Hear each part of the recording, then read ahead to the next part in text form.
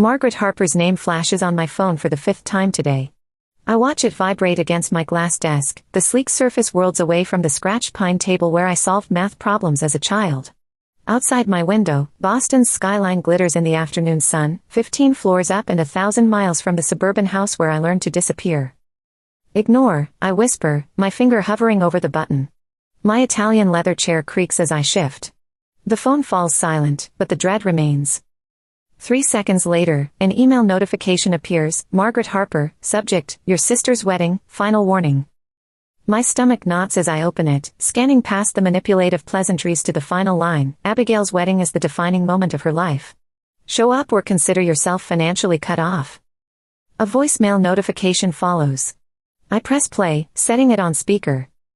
Juliet, it's your mother, her voice fills my apartment, sharp as a knife. This childish behavior ends now. Your sister's wedding is in 2 weeks, with events starting this weekend.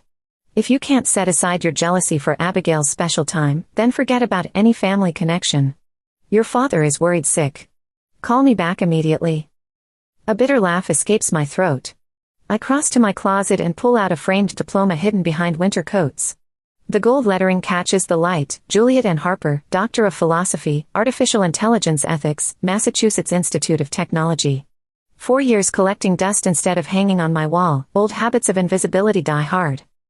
My phone buzzes with a text from my father, please call, sweetheart. Your mother's on the warpath. I glance at my calendar.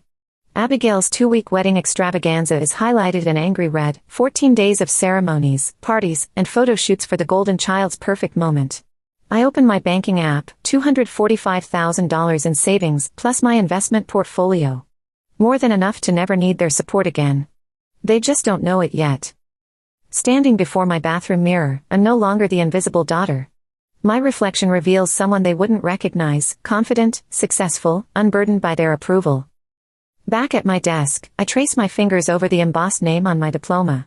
Juliet N. Harper, A. Ethics Researcher, $190,000 salary. Visible at last. My laptop screen illuminates my face as I book a first-class ticket home.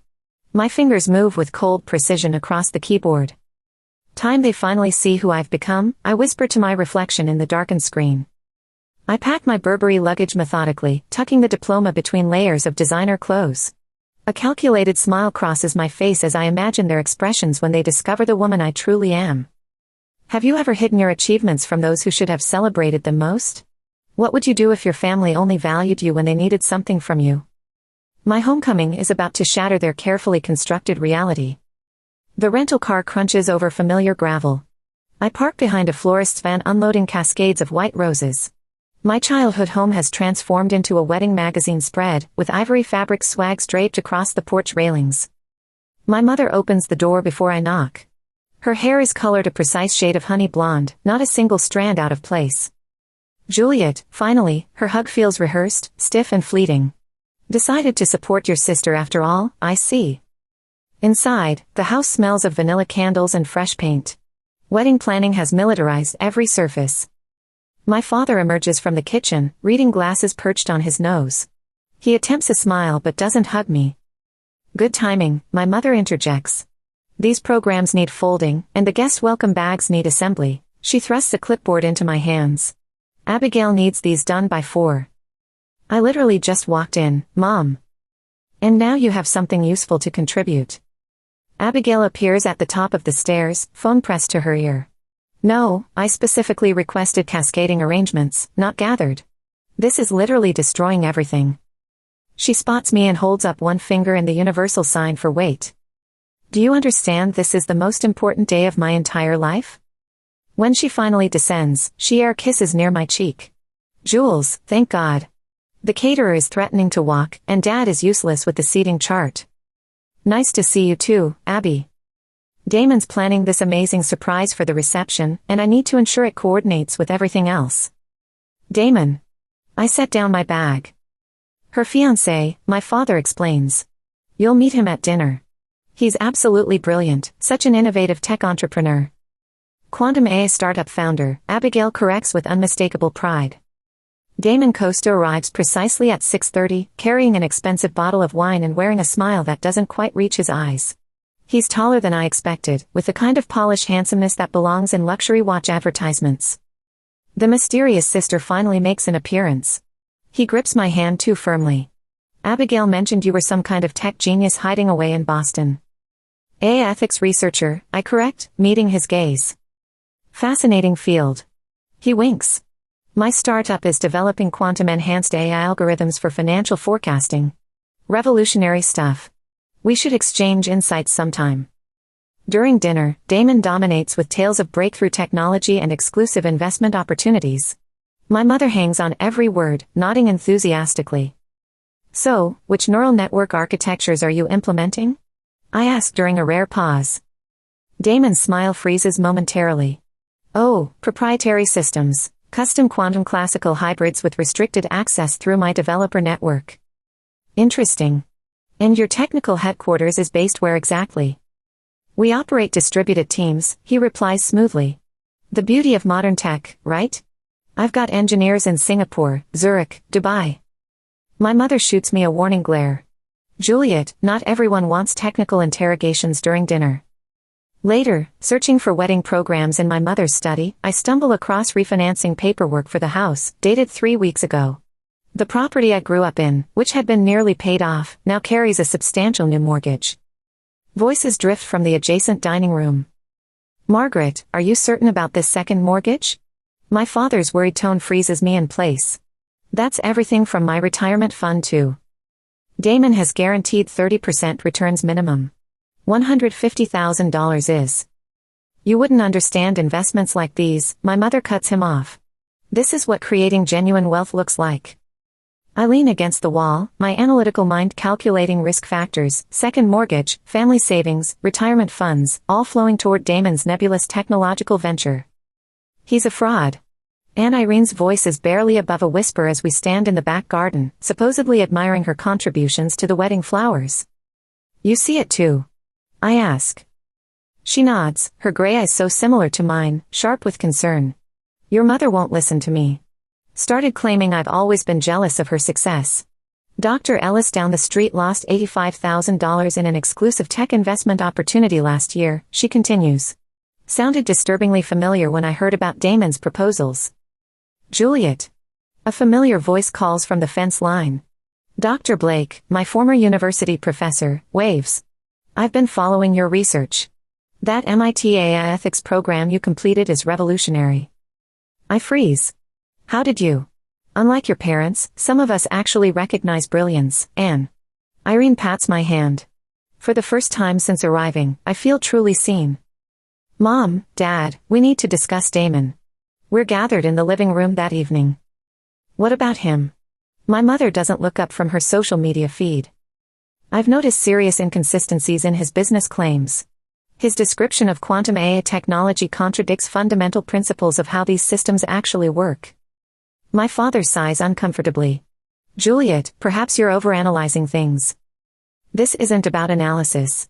His investment claims violate basic mathematical principles. My mother finally looks at me, her expression hardening. You don't understand business innovation, Juliet. Not everything fits into your academic theories and research papers. The front door opens, and Abigail enters with Damon. She immediately senses the tension. What's happening here? Your sister has concerns about Damon's business. Abigail's face crumples into a familiar pout. Are you serious? You show up after 4 years and immediately try to destroy the only meaningful relationship in my life. Damon places a protective arm around her shoulders. It's fine, sweetheart. Some people struggle to comprehend disruptive technologies. I study their faces, defensive, dismissive, deluded, and realize I've miscalculated. They don't want truth. They want the comfortable fiction that makes Abigail special and Damon a technological visionary. The invisible daughter sees everything, but no one wants to acknowledge what I see. When you watch loved ones heading toward disaster, how far should you go to protect them from themselves?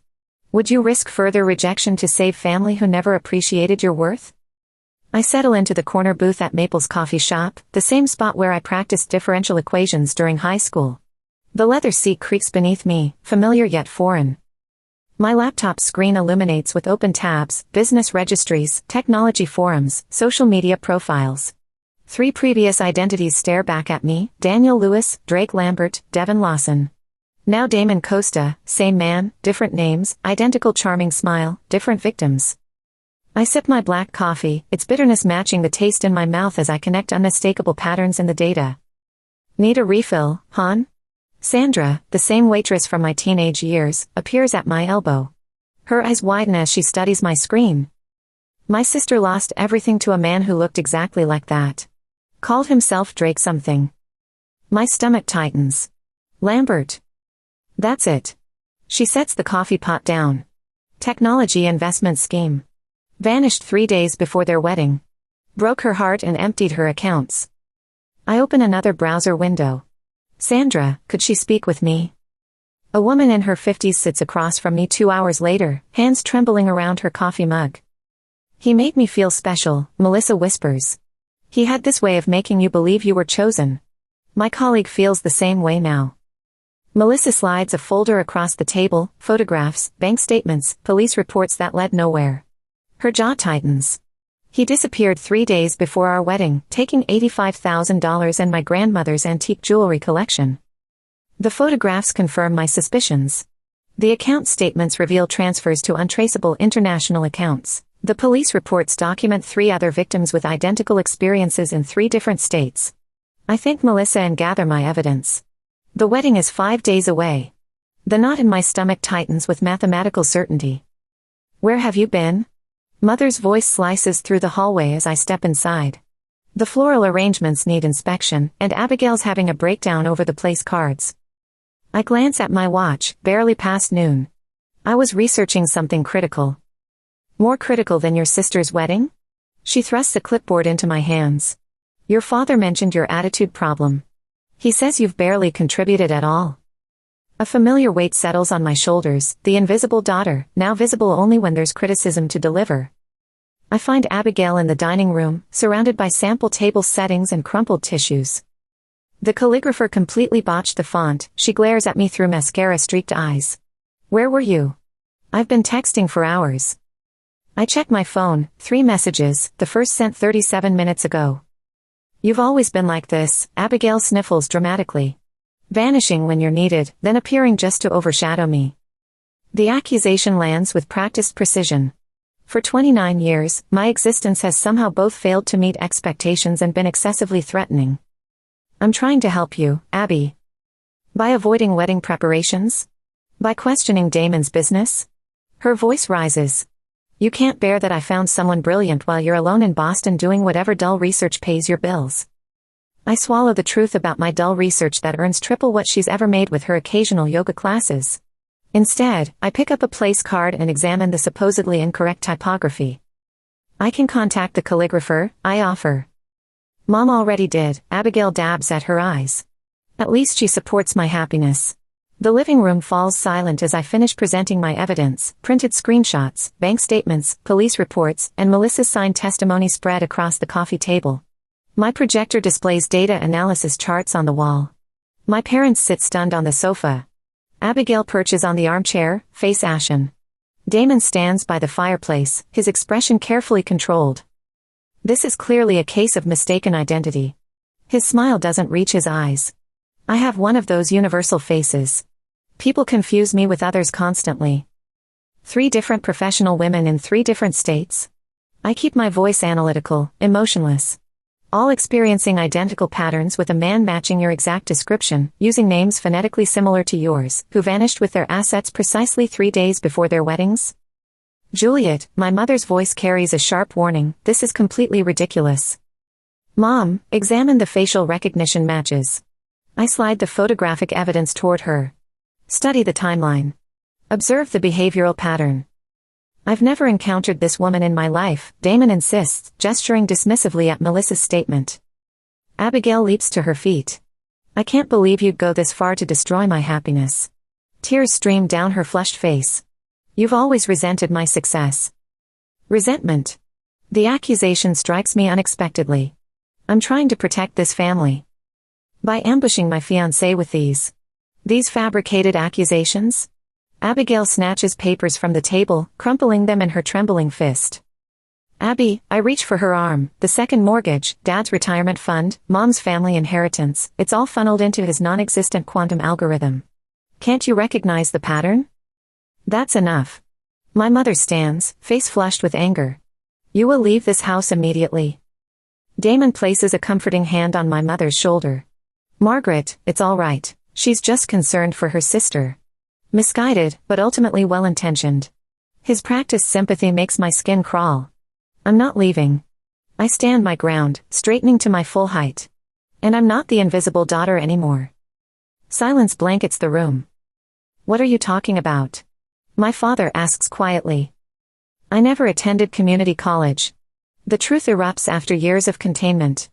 I graduated with honors from MIT's doctoral program 4 years ago. I'm a senior AI ethics researcher at Tech Ethica. I earn $190,000 annually plus investments. I've been completely self-sufficient since I was 18. Their stunned expressions would be satisfying under different circumstances. That's impossible, my mother stammers. Is it? I retrieve my company ID and research credentials. Check my publications. Call my laboratory. I've been someone entirely different while you were too preoccupied with your golden child to notice. Abigail sinks back into her chair, her expression flickering between shock and disbelief.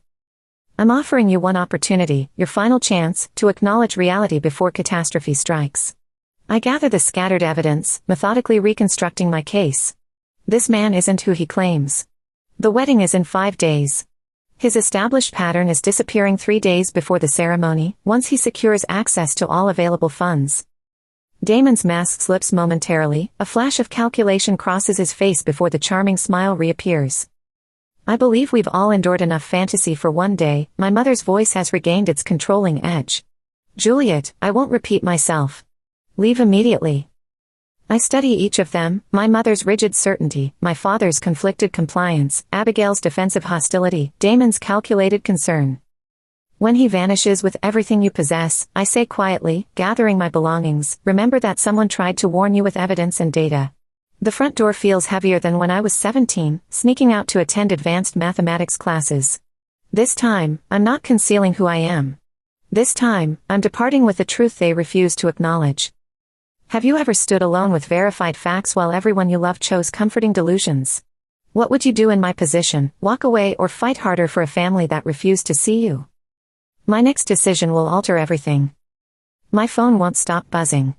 I set it face down on my kitchen counter and pour another cup of espresso, watching the steam curl in the morning light flooding my Boston condominium. 2 days before Abigail's wedding, and the notifications have transformed from demanding to desperate.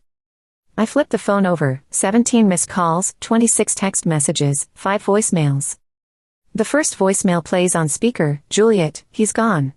My mother's voice breaks, a vulnerability I've never heard before. Damon disappeared last night. Call me back immediately. The second, the accounts are completely drained. Everything. Even your father's retirement portfolio. Her controlling tone has evaporated, replaced by something hollow and frightened. The third catches me off guard. The authorities said without formal investment contracts, there's little they can do. My father's voice trembles. They classified it as a civil dispute.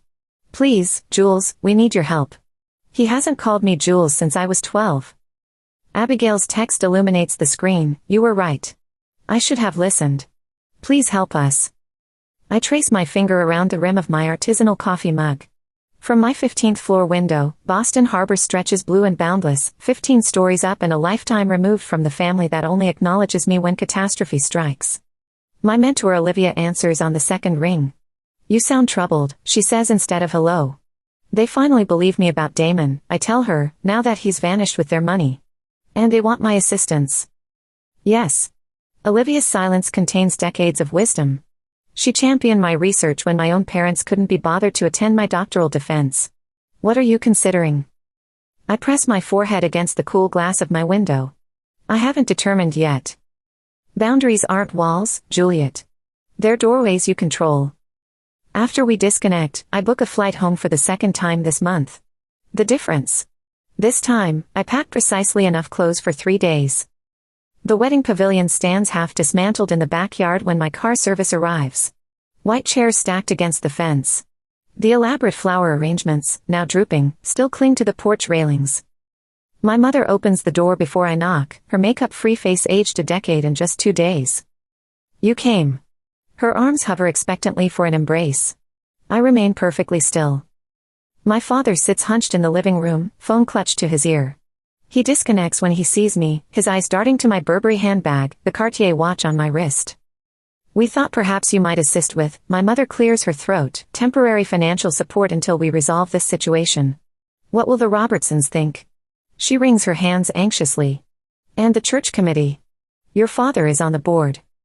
Abigail sits curled on the sofa, wearing yoga pants and one of my old MIT sweatshirts she must have discovered in my former bedroom. Her eyes are red and swollen. If you had been less critical from the beginning, I might have actually listened. Her voice lacks its customary sharpness, but the accusation lands with familiar precision. You were always so negative about him. I place my handbag deliberately on the coffee table and unbutton my coat. The living room feels more confined than I recall. The walls still showcase Abigail's yoga certification frames and not a single one of my research awards. I can help with certain aspects, I say, my voice measured. Not everything. My mother straightens her posture. Now, Juliet, as your mother. I can assist you with filing proper police reports. I can connect you with my colleague who specializes in digital financial fraud recovery. I can recommend an attorney who handles cases precisely like this. I enumerate these points on my fingers. I cannot replace the money you lost.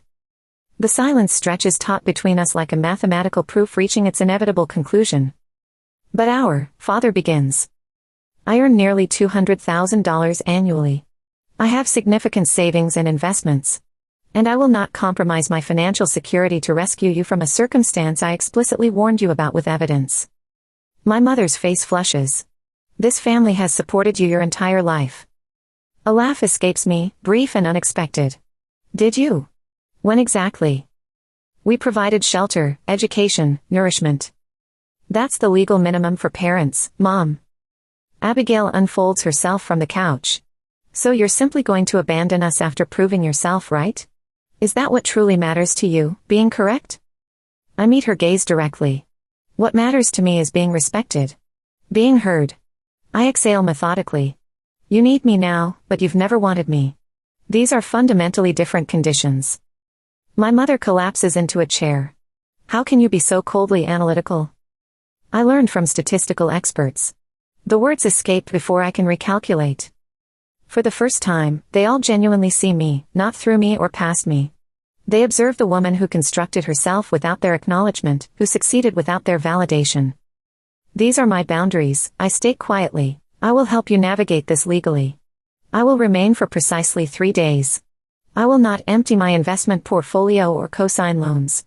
Those are my non-negotiable terms. My father begins to speak, stops, then attempts again. When did you transform into this person? When you were too preoccupied to observe the process. Mother paces the living room, each sharp footfall imprinting her authority into the hardwood I once tiptoed across. As the matriarch of this family, I've always prioritized decisions that benefit everyone. She halts, squares her shoulders toward me. This crisis demands absolute family solidarity. I sit perched on the edge of the same leather armchair where I'd hide with mathematics textbooks as a child, trying to become invisible. Not anymore. Father fidgets with his wedding band, the gold clicking against his knuckles. Family connections supersede everything, Juliet. Surely you recognize that now. The familiar pressure of their expectations weighs down. I straighten my spine, calculating my response. You've always considered yourself superior, Abigail's voice fractures. Her puffy face bears no resemblance to the radiant yoga instructor from wedding invitations still scattered across the coffee table. Perfect Juliet with her prestigious research position and sophisticated Boston life. I check my watch precisely. They've deployed this strategy for exactly 32 minutes, the coordinated guilt, the emotional manipulation, the attempt to make me yield like the logic puzzles Abigail and I once solved. She received praise for partial solutions. I received silence for perfect proofs. When I was 10, I state, voice mathematically steady, I qualified for the National Mathematics Olympiad. You claimed you couldn't attend because Mom had an important community meeting. Mother's mouth opens. I raise my hand with quiet authority. I saw both of you at Riverside Cafe afterward with Abigail, celebrating her participation certificate from dance class. The silence expands like a perfect equation. 11th grade, my algorithm for agricultural sustainability analysis won international recognition. The award ceremony coincided with Abigail's yoga demonstration, where she performed in the beginners group. You chose the demonstration. Father's gaze drops to the floor. My MIT graduation, you departed immediately after the ceremony because Abigail had a date to her community college formal and needed assistance with her makeup. The modern wall clock ticks in the corner, measuring precise seconds of uncomfortable truth. Christmas 2020, I presented you each with thoughtful gifts based on interests you'd expressed that year. You gave me a practical vacuum cleaner with a note that said thanks for keeping things tidy, while Abigail received keys to a new BMW. The front door opens with a calculated click.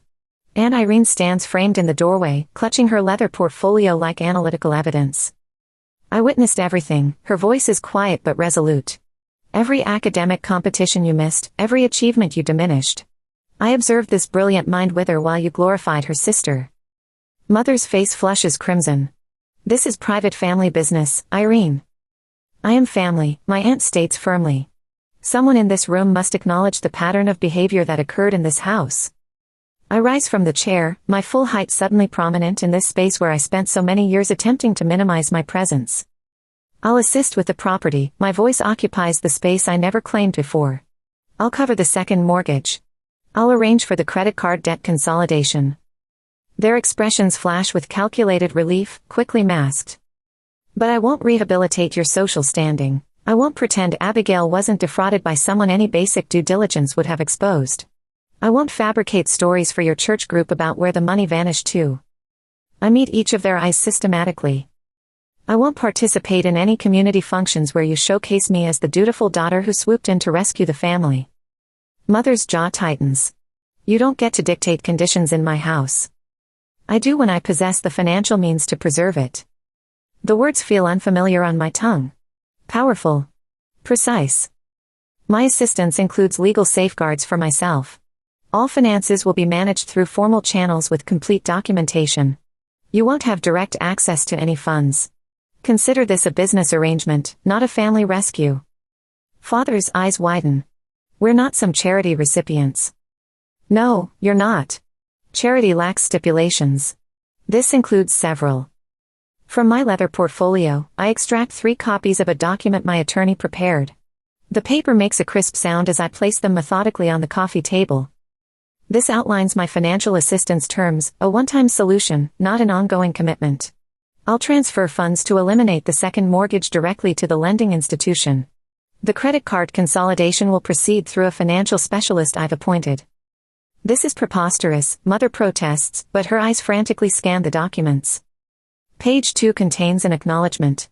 I indicate the section precisely. It formally states that for decades, you systematically favored one child over the other, creating conditions of emotional and developmental neglect. Mother inhales sharply. We would never acknowledge such accusations. Then I'll depart, and you can explain to your mortgage holder why you've defaulted on next month's payment. The room falls silent except for Abigail's uneven breathing. Mother reaches for her reading glasses with trembling fingers. You've become calculating. I've become honest. I maintain my posture. The academic world didn't break me. Neither did your favoritism. But I won't maintain the pretense any longer. She reads silently, pen hovering above the signature line. Her hand trembles visibly. Your father and I provided what we thought was best. Your best was fundamentally inequitable. The statement emerges without emotion, pure analytical truth. 12 minutes later, all 3 signatures mark the document. I message my financial advisor to implement our predetermined strategy. I initiate a call on my phone. Ms. Chen, we're proceeding with Protocol AES, the comprehensive arrangement. I listen briefly. Thank you. The documentation has been executed. You'll receive digital copies within 60 minutes. I address my family. Rebecca Chen is a certified financial restructuring specialist who focuses on family debt resolution. She'll contact you tomorrow to initiate the process. Everything will proceed through her professional services, not my personal involvement. Mother begins to object. This isn't open to negotiation, I state. She'll ensure the mortgage payments resume and creditors receive appropriate arrangements. No funds will enter your personal accounts. I gather my belongings without hurry or sentiment. No emotional embraces. No promises of future contact. I hope you find reconciliation with your decisions. I straighten my blazer, verify I've collected everything. Aunt Irene follows me onto the porch. Will you navigate this effectively? The afternoon sun warms my face as I observe the street where I once waited for the school bus, calculating probabilities of escape. I already have. I walk to my vehicle, posture erect, steps precisely measured. The rearview mirror displays the house diminishing in size, but I don't glance back. Some neural connections can't be rewired. Some shouldn't be. Sunlight streams through the bay windows of my home office, casting geometric patterns across the cherrywood desk where I've arranged my life in precise, intentional arrangements. My Boston condominium is gone, exchanged for this New England cottage with its sturdy framework and historical character. 1 year since I walked away from the Harper family dysfunction. My doctoral diploma now hangs prominently on the wall. Juliet N. Harper, Doctor of Philosophy in Artificial Intelligence Ethics, Massachusetts Institute of Technology. No longer concealed behind winter coats. No longer secret. My laptop signals an incoming video call from Samira, the fourth participant in my STEM mentorship program for young women in technology. Her face appears, radiant with news about her research grant application. I applied that confidence technique you taught me, she says, adjusting her glasses. When the committee asked why my research deserved funding over others, I didn't diminish my work or apologize. I articulated precisely what my algorithm would accomplish. I lean forward. Her smile widens with genuine pride. The foundation contacted me this morning. I received full funding. You earned it through merit, I correct her gently. That distinction matters. After our call ends, I step into my garden sanctuary. Spring has encouraged the first green shoots from soil I've analyzed and enhanced through cycles of patient cultivation. My fingers touch the emerging leaves of heirloom tomato plants. These will develop robust systems, unlike the neglected roots I abandoned. The assessment from my therapist, Dr. Martinez, rests on the patio table. 12 months of weekly sessions, documented in her methodical notation, client demonstrates exceptional progress in establishing clear boundaries and recognizing her intrinsic value independent of family validation patterns. Thursday afternoons remain dedicated to the Technology Center, where I teach digital literacy and ethical aita concepts to young women. Last week, Zoe, a brilliant 16-year-old whose analytical mind reminds me of my younger self, identified vulnerability patterns in a sophisticated phishing scheme targeting her father. I demonstrated how the statistical probability indicated fraud, she told me, straightening her posture. My phone displays Aunt Irene's monthly update. I analyze the message, Margaret and Warren still struggling with mortgage refinancing. Abigail working part-time at a local wellness center, attending therapy sessions weekly. No mention of direct contact attempts. The boundary functions effectively on both sides. The laboratory timer sounds. Time to prepare for tonight's presentation. The university auditorium fills with appreciative applause as I approach the podium. The Women in STEM initiative I founded has been recognized for its impact on first-generation technology students. The award feels substantial in my hands, crystal and metal catching the light, tangible and meaningful. I survey the audience during my address. No empty seats where families should sit. Instead, Dr. Martinez nods encouragingly from the third row. My neighbor Dr. Ellis, who shares rare mathematical problems with me, smiles with genuine pride. Colleagues from my research lab who value my contributions precisely for what they are. Friends who inquire about my well-being and genuinely listen to my responses. When I established this program, I tell the audience, I believed I was helping others discover what I never received. What I discovered instead was that value isn't derived from external recognition. It develops internally when we truly perceive ourselves accurately. Back home, I access my computer to finalize parameters for the Harper Visibility Fellowship for technically gifted students whose achievements remain overlooked. The application question reads, describe an instance when your technical contributions went unacknowledged and how you maintained your internal sense of value. A message appears from Maya, my first mentee. You recognized potential in me that no one else detected. That recognition transformed everything. As evening approaches, I tend to my garden with calculated precision. The tomato plants stand alongside peppers, herbs, and experimental hybrids, each specimen selected, planted, and nurtured by hands that understand their own capability. The movement of leaves in the twilight breeze resembles whispered equations. I examine the structure of a rose bush I pruned decisively last autumn. It's generating new growth patterns, more robust than before. Some systems function more effectively after strategic reduction, I observe quietly, satisfaction appearing in my expression as I evaluate the life I've constructed, flourishing, established, and finally, completely visible.